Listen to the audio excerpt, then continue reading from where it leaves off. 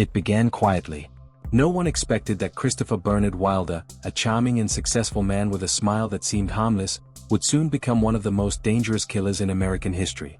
Born in Sydney, Australia, in 1945, Wilder grew up in what most would call an ordinary family. His father was an American naval officer, and his mother was Australian. To his teachers and neighbors, he seemed polite, intelligent, and curious, the kind of boy who'd make something of himself. But behind that calm smile, something dark was already forming. When he was 17, Wilder was first arrested for trying to force a girl into sex on a beach.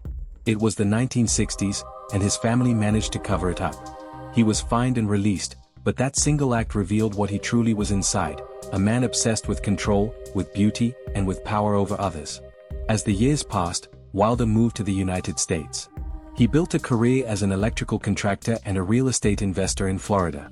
He had money, cars, and a reputation for being smooth and generous. To the outside world, he was charming, tan, handsome, and often surrounded by women.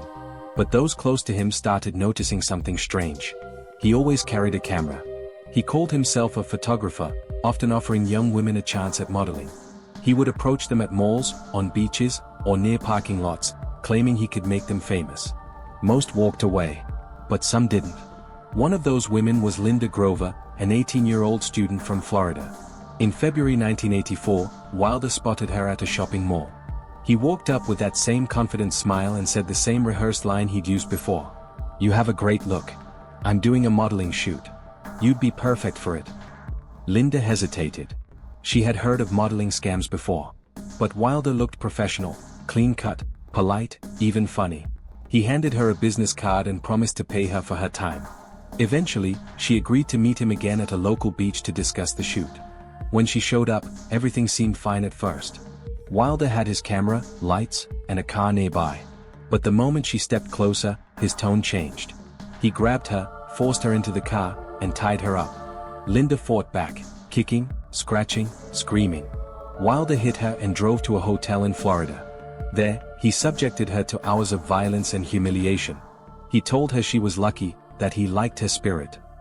Those words would later haunt the investigators who found her. But Wilder made a mistake. When he left the room to get something from the car, Linda managed to escape. Barefoot, bruised, and terrified, she ran into the hotel lobby and collapsed, crying for help. When police arrived, she told them everything: the kidnapping, the torture, the threats. Wilder was quickly identified, but before authorities could arrest him, he was gone. He had fled Florida. It was March 1984, and that moment began one of the largest manhunts in American history. Wilder was now officially on the FBI's most wanted list. But instead of hiding, he kept moving, state to state, mall to mall, always looking for his next victim. He changed cars, paid in cash, and used fake names. People who met him said he seemed calm, even charming. He would walk through shopping centers dressed in a polo shirt, holding a camera, smiling at strangers. Women trusted him easily. He didn't look like a killer. By the end of March, 2 young women had vanished: Rosario Gonzalez, a 20-year-old model who worked at a Miami car show, and Elizabeth Kenyon, a beautiful former cheerleader who had once dated Wilder. Both women disappeared within days of each other. Their friends said the last person they were seen with was a man who looked like a photographer. Police began connecting the dots. The descriptions matched. The timeline matched. And the crimes were spreading. Wilder wasn't just kidnapping anymore, he was perfecting a method. He knew how to earn trust. He knew how to manipulate fear. And he knew how to disappear before anyone realized what he'd done. Meanwhile, investigators searched his house in Florida. What they found chilled them: photographs of dozens of women, many of them missing, ropes, tape, and tools, and a stack of hotel receipts that traced his movement across several states. The media began calling him the Beauty Queen Killer. It was a name that captured his dual nature, the handsome photographer who had a monstrous appetite for control and cruelty. But even as his face appeared on TV screens and in newspapers across the country, Wilder didn't stop. He was already driving west, planning his next move. He changed cars again, a white 1973 Chrysler, and drove toward Texas. Along the way, he would find more victims. His journey wasn't random. It was calculated, deliberate, and terrifyingly organized. Police departments across multiple states, Florida, Texas, Oklahoma, and beyond, began receiving reports of missing young women. Most of them fit the same pattern: slim, attractive, between 16 and 25, last seen near a shopping mall or gas station. Every day, Wilder grew bolder. Every day, the trail of destruction behind him grew longer. By mid-March, the FBI had assigned more than 50 agents to track him. Flyers were printed. News anchors warned women not to trust anyone offering modeling work. But Wilder was always one step ahead. For him, it wasn't about money. It was about control. He enjoyed watching fear. He enjoyed seeing people break. And somewhere deep inside, he believed he was untouchable. But the truth was catching up. And soon, his carefully built world would begin to crack. The story was only beginning. The path ahead, from Texas to California, would reveal the full horror of what Christopher Wilder was capable of. And for those who crossed his path, very few would survive. When Christopher Wilder fled Florida, he didn't just run, he evolved. The escape after Linda Grover's miraculous survival had given him both fear and thrill. For most men, it would have been a wake-up call, a reason to hide. But for Wilder, it was fuel. He had learned from his mistakes. He would not leave another victim alive. By March 1984, Wilder had been driving across the southern states in his white Chrysler. He spent his nights in motels under fake names and his days stalking malls, parking lots, and beaches, searching for young women who seemed trusting and hopeful. His charm was disarming. He didn't look like a killer. He looked like someone who belonged, well-dressed, smiling, confident, always carrying his camera. He introduced himself as a professional photographer scouting models for a major campaign. He used the same trick every time: "You have a great look. You could model professionally. Let me show you how." His next victim was Terry Walden, a 23-year-old nursing student from Texas. Terry was kind-hearted, smart, and engaged to be married. When Wilder approached her in a shopping mall, she politely refused. She told him she wasn't interested in modeling and walked away. But Wilder wasn't used to rejection. 2 days later, he spotted her again, this time alone, leaving her college campus. Witnesses saw a man matching his description following her to her car. 2 days later, her body was found floating in a canal near Beaumont, Texas. She had been strangled and stabbed. Her orange 1981 Mercury Cougar was missing. Police now knew Wilder had killed again. The pattern was unmistakable. His face was all over national news, but he kept moving. He ditched his Chrysler and began driving Terry's stolen car north toward Oklahoma and Kansas. In every city, he hunted the same way. He looked for shopping malls, places where young women gathered, and he blended in effortlessly. In Oklahoma City, Wilder met Suzanne Logan, a 21-year-old aspiring model. He convinced her to come with him for a photo shoot at a nearby park. That was the last time anyone saw her alive. Her body was later found in a wooded area near Junction City, Kansas. She had been tortured and murdered. Police found a roll of film nearby, showing Suzanne posing awkwardly in fear, the last images of her life. The FBI realized they weren't chasing an ordinary killer.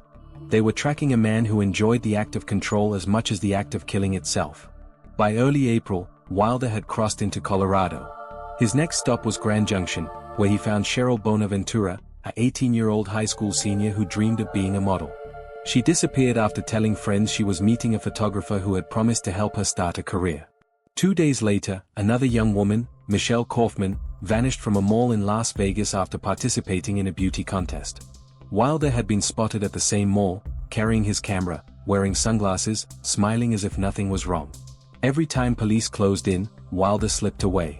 His timing was perfect. He moved too fast, too unpredictably. By mid-April, Wilder had killed at least 5 women, possibly more. The FBI called him one of the most dangerous fugitives in America. Flyers were everywhere: airports, gas stations, post offices. His photo, tan skin, sandy hair, the charming smile, became a warning across the country. But Wilder didn't stop. If anything, the attention made him bolder. He drove west into California, where he abducted Tina Marie Risico, a 16-year-old girl from Torrance. Unlike his previous victims, Tina survived, at least for a while. She was terrified but smart. During the abduction, she tried to stay calm and talk to him. Wilder told her she was beautiful, that she could model, that she reminded him of someone special.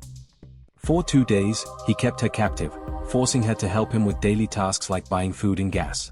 Tina realized something chilling: Wilder wasn't just a killer. He wanted companionship. In his twisted mind, he believed they were partners. He took her on the road with him, and together they crossed into Nevada and then back toward California. Along the way, Wilder continued to stop at malls, pretending to be a photographer. Tina watched as he approached other girls. She didn't dare run, she was too afraid of what he'd do next. At one stop, Wilder forced her to lure another young woman, Dawnette Wilt, a 16-year-old from Indiana. He made both girls get into the car. Dawnette's friend saw it happen and immediately called police, giving them the license plate. But by the time officers arrived, Wilder was gone again. They found Dawnette's body 2 days later, brutally beaten and left in the woods. Tina was still alive, too terrified to escape. Wilder's descent into madness was complete. The once charming man who lived in a beautiful Florida mansion had become a monster on the run, crossing state lines daily, leaving horror behind him. FBI agents began tracking his credit card activity, gas receipts, and eyewitness accounts. Every lead was urgent, but he was always one step ahead. His final stop was in the Northeast, New York, then New Hampshire. He had driven over 5,000 miles across 8 states. His last victim, according to investigators, was likely abducted from a rest stop. By now, Wilder's face was everywhere. America knew his name. News anchors warned women to stay alert. If anyone approaches you claiming to be a photographer, they said, call the police. Tina Risico's ordeal ended in New Hampshire. On April 13, 1984, Wilder pulled into a car dealership to test drive a new car. A salesman noticed his face from the FBI poster. He quietly called the police. But before they arrived, Wilder noticed. He tried to flee. In the struggle that followed, a gun went off. When officers reached the scene, Christopher Wilder was dead, shot once in the chest, apparently by his own hand during the fight. The nightmare was over. Tina was rescued, alive but deeply traumatized. Her testimony helped investigators piece together the final days of his killing spree. Over the next few months, investigators linked Wilder to at least 8 murders and the disappearances of several others. His crimes stretched from Florida to California, a trail of pain and terror that no one had seen coming. Even in death, Wilder left behind questions. Why did he do it? What pushed him from fantasy to real violence? And how many victims had never been found? For the families of the women he murdered, those questions would never fully be answered. Wilder's name would forever be remembered as the Beauty Queen Killer, a man who used charm and glamour to hide his evil, and whose story would remain one of the darkest chapters in true American crime. When the police found Christopher Wilder's body, America finally took a breath. The headlines that morning were everywhere: Beauty Queen Killer found dead in New Hampshire. For 47 days, he had held the entire country hostage with fear, crossing state after state, killing without mercy. But even with his death, something didn't feel complete.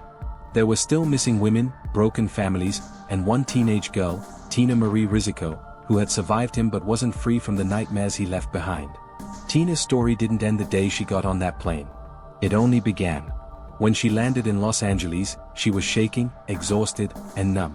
She walked straight into a police station and told them who she was. The officers couldn't believe it. The girl who had been all over the news, the one they thought had turned into Wilder's accomplice, was standing right in front of them. She told them everything: how he kidnapped her, threatened her, tortured her, and made her do things she never wanted to do. She spoke softly, sometimes stopping mid-sentence when the memories got too heavy. "I thought if I didn't listen," she said, "he'd kill me too. I just wanted to survive." But the media had already created a different story. For weeks, reporters had called her Wilder's teenage accomplice. They said she helped him kidnap other girls. They said she was with him willingly. That was the hardest part for Tina. No one understood what it meant to be trapped in fear. Wilder had controlled everything: what she wore, what she said, when she could eat, even when she could breathe. For 9 days, she lived in constant terror. He told her stories about the women he killed. Sometimes he'd smile when he talked about them. Sometimes he'd act like it was no big deal. He said things like, "They wanted to be famous. I just gave them their chance." Tina was smart enough to play along, pretending to agree, pretending not to be scared, hoping he'd keep her alive. She learned how to read his moods, when to speak, when to stay silent. Every second, she thought about escaping, but she knew what would happen if she tried. When Wilder finally said he was taking her to the airport, she didn't believe it. He had killed a woman just hours earlier for her car. Why would he let her go now? But when she boarded the plane and saw the clouds outside her window, she realized she was finally free. At the same time, across the country, the FBI and local police were trying to piece together his trail. They retraced every state he'd driven through, every motel he'd stayed in, every gas station receipt. They found evidence in Texas, Oklahoma, Nevada, California, and New York: duct tape, ropes, cosmetics, and dozens of photographs. Many of the pictures were of young women, some identified, others never seen again. In one motel room, they found a collection of makeup brushes, hairspray, and lighting equipment. It looked like a modeling setup, but there was something off. The angles were strange, the women looked terrified. Detectives realized what Wilder had been doing. He used photography to lure his victims. He promised beauty, fame, and opportunity, and then turned their dreams into horror. The FBI profiler studied Wilder's background. Born in Sydney, Australia, in 1945, he was raised in a middle-class family. But even as a teenager, there were warning signs. At 17, he was arrested for attempting to abduct a young girl. He avoided jail time by claiming mental illness and received therapy instead. He later moved to America, where he built a successful career as a contractor and amateur race car driver. He was rich, charming, and seemed respectable. But underneath, he was spiraling, obsessed with control, power, and domination. Investigators found that Wilder had been visiting psychologists for years. Some even suspected he was experimenting with electroshock therapy in his youth, which might have worsened his behavior. But no one had stopped him. He lived in a mansion in Boynton Beach, Florida, filled with luxury cars, photography gear, and women's clothing. To the world, he was just another successful man living the American dream. But to his victims, he was a nightmare dressed in a suit. When Tina described how Wilder spoke and behaved, FBI profiler John Douglas recognized the patterns immediately. Wilder wasn't killing out of anger, he was killing out of desire. His crimes were about control and pleasure, not revenge. He picked his victims carefully, women who were kind, trusting, and young. He looked for the same type again and again: long hair, bright eyes, innocent smiles. It wasn't random. It was ritual. Every victim represented the same fantasy, the perfect woman who trusted him. And every murder was his way of destroying that fantasy. Psychologists called it eroticized control. Wilder didn't just want to kill, he wanted to own. He wanted his victims to obey, to cry, to plead. That's what made him feel powerful. Meanwhile, survivors like Linda Grover and Tina Risico became the voices of the voiceless. Linda, still recovering from her injuries, told reporters that she survived by pretending to be dead. Tina, still haunted, said she survived by pretending to be loyal. Both of them carried deep scars, not just physical, but emotional. They had to live with the memories of his voice, his smell, his hands. They had to live with the guilt of being alive when others weren't. As months passed, more victims were identified through photos and witness statements. Families finally got answers, though many would never find closure. The FBI closed the case officially, but internally, agents continued to debate one thing. Had Wilder acted alone? Some believed he might have had help, someone who arranged his travel or helped him evade police. Others thought he had more victims buried somewhere in the deserts between states. Whatever the truth, one thing was certain: Christopher Wilder had created a trail of horror that would never be forgotten. Even decades later, detectives still studied his methods: how he gained trust, how he manipulated, how he always stayed one step ahead. His crimes changed how investigators handled missing persons cases, especially involving young women. Now, when a girl went missing, police no longer waited days. They acted fast, knowing that every hour could mean the difference between life and death. Tina eventually tried to rebuild her life. She stayed out of the public eye, went to therapy, and tried to forget. But forgetting was impossible. Every sound of a car door, every flash of a camera, every dark motel hallway, it all brought the memories back. She said once in an interview, "He may have died, but I still live with him in my mind." Her words captured the truth of what Christopher Wilder had done, not just killing bodies, but breaking souls. And that's why his story still terrifies people today. Because Wilder didn't look like a monster. He looked like anyone. He smiled, shook hands, and promised dreams. But behind those promises was death. When Christopher Wilder's death made headlines, people across America felt two things at once: relief and unease. Relief that the nightmare was finally over. Unease because everyone wondered, how many others like him are still out there? The case left scars not just on families, but on the entire country. It was a story of beauty and horror, of charm turned into cruelty, and of how evil can hide behind the most ordinary smile. The news footage showed his picture again and again: the confident man with the soft eyes, wearing expensive clothes, standing beside luxury cars. But that was only the surface. Inside that face lived something broken, dark, and beyond repair. People couldn't stop asking, how could someone like him do this? Psychologists later said that Wilder's crimes came from deep psychological disorders, a dangerous mix of narcissism, obsession, and sexual sadism. He saw women as trophies, not people. Each victim was a piece of his fantasy world, a model he could control, pose, and destroy. After his death, the FBI spent months trying to connect all the missing women to his trail. They believed that he had at least 12 confirmed victims, but possibly more, maybe even double. Among them were Rosario Gonzalez, a Miami model who vanished after working at a car show. Elizabeth Kenyon, a beauty queen and schoolteacher last seen leaving her apartment. Teresa Waite Ferguson, found dead near a highway in Texas. Terry Walden, a nursing student abducted in Beaumont. Mary Beth Pryor and Colleen Osborne, two young girls from Florida who disappeared together. Their faces became symbols, smiling photos on news screens, posters on walls, candles lit in small-town vigils. Each one told a story that ended too soon. The FBI opened a special task force to trace Wilder's path. Agents followed his movements across the states, from Florida to Texas, Oklahoma, Nevada, California, and finally New Hampshire. Each stop was another tragedy. Each motel room, another secret. In many of the crime scenes, investigators found the same clues: duct tape, rope, makeup kits, and a camera. The camera was the key to his manipulation. He used it like a weapon. He told girls they had the perfect look, offered them a chance to model, promised magazine features or photo portfolios. And they trusted him. Why wouldn't they? He looked like a professional. He was polite, clean, confident, the exact opposite of what they imagined a killer to be. That's what made him dangerous. He didn't need to chase his victims. He made them walk straight into his trap. One of the FBI agents said later, he didn't hunt in the dark. He hunted in the open, under bright lights, surrounded by people. That's what made him terrifying. Even when he had warrants and posters out nationwide, Wilder kept moving calmly, eating at diners, checking into hotels, buying gas. He was on the run, but he never looked like a man running. He looked like he belonged everywhere. The more they studied him, the clearer it became. Christopher Wilder was a man who could hide behind normalcy. He wasn't the monster in the shadows, he was the one smiling beside you. For the families of his victims, closure never truly came. Yes, the killer was dead, but the pain wasn't. Mothers still kept their daughters' rooms untouched.